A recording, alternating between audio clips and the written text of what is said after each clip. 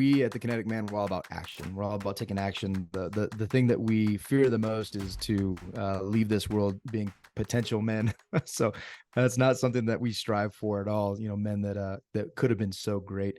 And one of the things that you highlight is this idea of helping people work through, excuse me, and you like to work with creative, compassionate, talented people, which I appreciate you wanting to work with me in that way, Stu. We'll just let them ride along. But you talk about being world changers rather than world beaters, and inherent in that is action. It's action.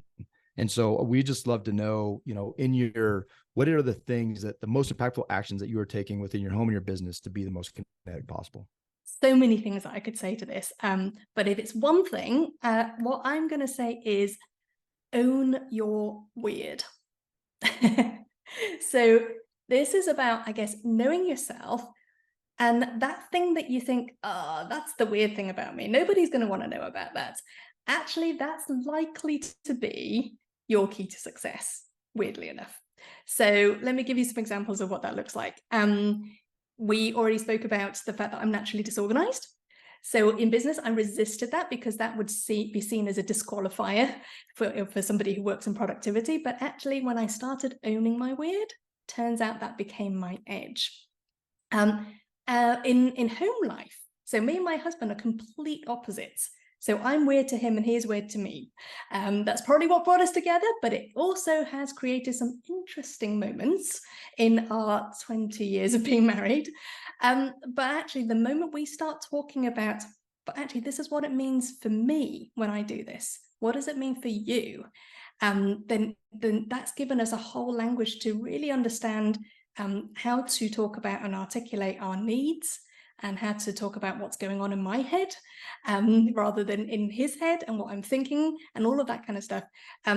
Practically, what does this look like? I'm a big fan of tools. So, things like I'm such a, personality profiling geek. So, things like MBTI, Myers-Briggs, DISC, Wealth Dynamics, a new one I've come across recently is called 5 Voices.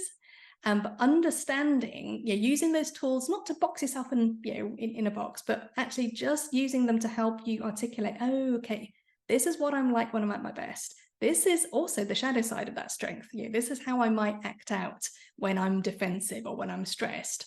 Helps me to articulate my own needs, but also then helps me to understand somebody else's needs. And that's also filtering through to our kids as well, helping them to talk about, actually, this is what I need right now. And that might be different from what somebody else needs. I love that. That is incredible. Own your weird. And I'll tell you, it also, you give permission through that to be yourself, Exactly. be yourself. And that is such an empowering thing. Because I think if we're living who we are meant to be, who we're created to be, I mean, there's a great thing I read recently, and it was an old rabbi. And he said, when I get to heaven, God's not going to say, why weren't you Moses? Why weren't you a better Moses? He's not going to say that. He's going to say, why weren't you David? Why were you not David? And so I love that. That's great. Thank you so much, Greg.